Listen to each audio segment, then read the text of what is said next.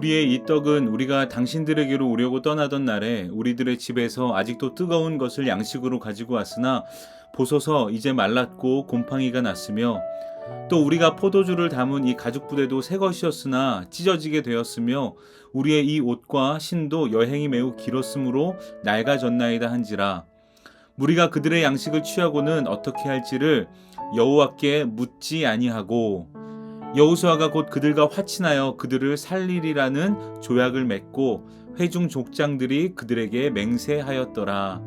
아멘. 샬롬. 사랑하는 성도 여러분, 오늘도 기도와 말씀으로 하나님과 동행하는 행복한 하루 보내시길 바랍니다.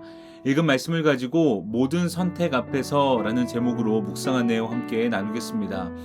저는 아침에 기도할 때마다 하나님, 오늘 모든 선택 앞에서 하나님이 기뻐하시는 것을 선택하게 하소서라고 기도합니다.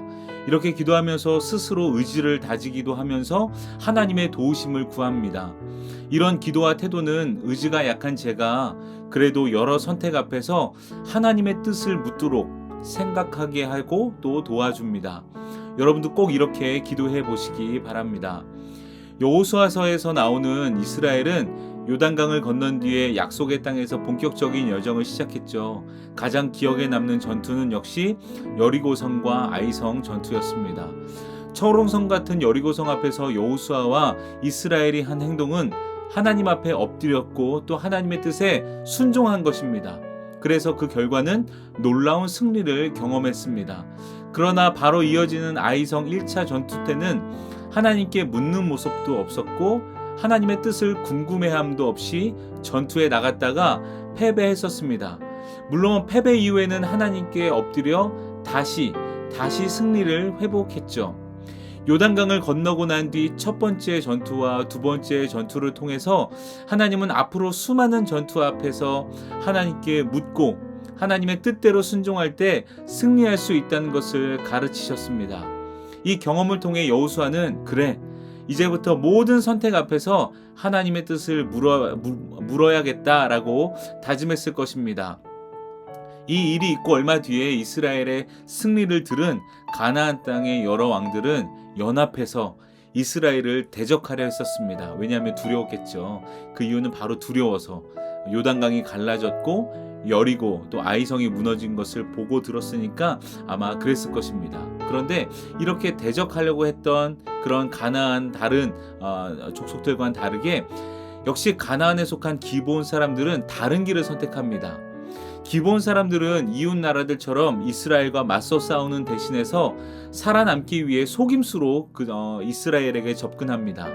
낡은 신발, 또 해진 옷, 곰팡이 난 떡을 가지고 와서 자신들은 바로 옆에서 온 가나안 사람들이 아니라 아주 먼 나라에서 온 것처럼 꾸며서 이스라엘에게 우리와 화친을 맺어주세요 라고 이렇게 요청합니다. 당시에 화친을 맺는다는 것은 매우 중요하고 무거운 선택일 수밖에 없었습니다. 왜냐하면 화친은 서로의 생명을 위협하지 않겠습니다 라고 약속하는 것을 넘어서 서로의 생명을 내가 적극적으로 보호해 주겠습니다 라는 그런 강력한 약속이었기 때문입니다. 특히 이스라엘이 맺는 화친은 하나님의 이름으로 맺는 것이기에 더욱더 물릴 수 없는 중요한 것이었죠. 한마디로 여호수아는 그리고 이스라엘은 지금 아주 중요한 결정 앞에, 아주 중요한 선택 앞에 서 있었던 것입니다. 그러나 그들의 말과 모든 모습은 속임수였습니다. 그들은 하나님이 정복하라고 했던 가나안 사람들이었습니다. 하지만 여호수아는 그들이 하는 하나님에 대해서 많이 들었습니다. 헤스본 왕 시온과 바산 왕 옥에게 하신 일도 우리가 다 알고 있었습니다 라는 그 말에, 그들이 하는 말에만 집중했고 그들이 가짜로 입고 온 허름한 옷과 또 오래된 음식에만 집중했습니다. 즉, 이 중요한 결정 앞에서 하나님께 묻는 순간이 없었습니다. 하나님께 묻는 모습이 전혀 나오지 않았습니다. 오늘날로 말하면 중요한 선택 앞에서 기도하지 않고 선택한 것과 같은 모습입니다. 내일 말씀에 보면 이들의 정체가 완전히 드러나게 되죠. 여호수아가 속았다는 것을 깨닫습니다. 그런데 이미 화친을 맺고 난 뒤였습니다. 여호수아는 그래서 어쩔 수 없이 이들을 받아들입니다. 성막에서 일하는 사람들로 고용하죠. 또 더 나아가 기브온 사람들을 위해서 전쟁에도 참가할 수밖에 없습니다. 또 사사시대에도 바벨론 포로 이후 성전을 재건할 때도 이 기브온 사람들은요, 이스라엘과 함께 하나님의 일에 사용되는 사람들로 살아가게 됩니다. 이 화친하는 것 때문 말이죠. 물론 하나님의 은혜 안에 들어오는 것은요, 감사한 일입니다. 누구든지 하나님의 은혜 안에 들어오는 것은 당연히 감사한 일이죠. 그래서 하나님은 이스라엘의 이 잘못된 화친을 이렇게 감사와 또 은혜로 선으로 바꾸셨습니다. 하지만 결과적으로는 선으로 바뀌었다고 해도, 하나님께서 선으로 바꾸셨다고 해도 이스라엘의 화친은 잘한 선택은 아니었습니다.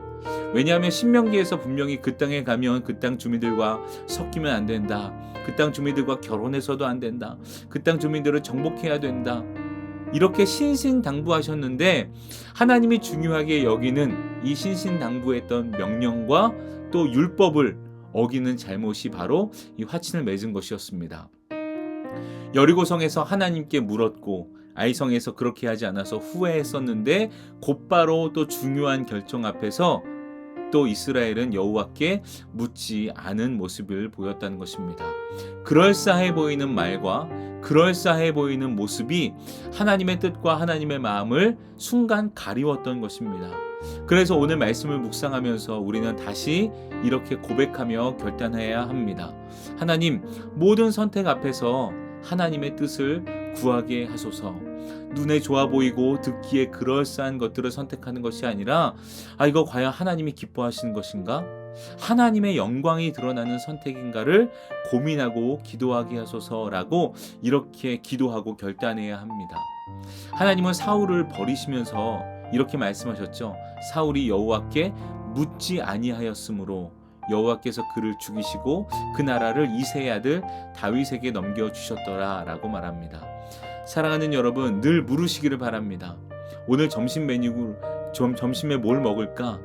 이런 것을 묻는, 이미 우리가 하나님의 뜻 안에서 결정할 수 있는 것들을 말하는 게 아니라 우리의 삶을 바꾸고 마음을 세우는 모든 크고 작은 선택 앞에서 여러분, 하나님의 뜻을 구하십시오. 하나님께 물으시기를 바랍니다. 사도 바울은 고린도후서에서 이렇게 말하죠. 우리가 주목하는 것은 보이는 것이 아니요 보이지 않는 것이니 보이는 것은 잠깐이요 보이지 않는 것은 영원함이라. 사랑하는 여러분, 우리는 보이는 대로 들리는 대로 사는 사람들이 아닙니다. 우리를 이 땅에 보내신 하나님의 뜻을 위해 사는 사람들이기에 우리는 늘 모든 선택 앞에서 하나님의 마음을 구해야만 합니다. 그리고 묻고 순종해야 합니다. 혹시 지금 중요한 선택 앞에서 고민하고 계신 분들이 계시다면 여러분, 말씀을 묵상하십시오.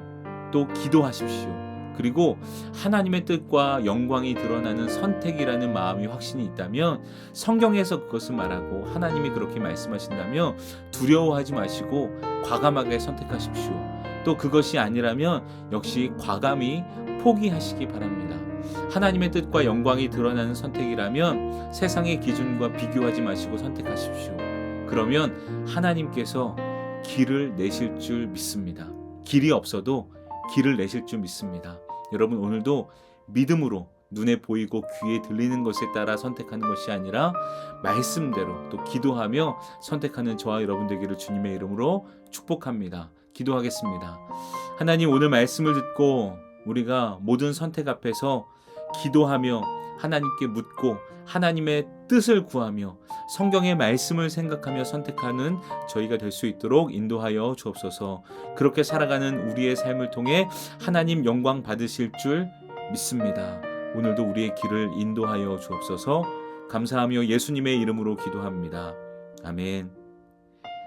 네, 여러분, 말씀을 기억하며 결단하며 기도하시고 사랑하는 교회와 또 담임 목사님 위해서도 함께 기도하시기 바랍니다. 우리 한 마음으로 기도하겠습니다.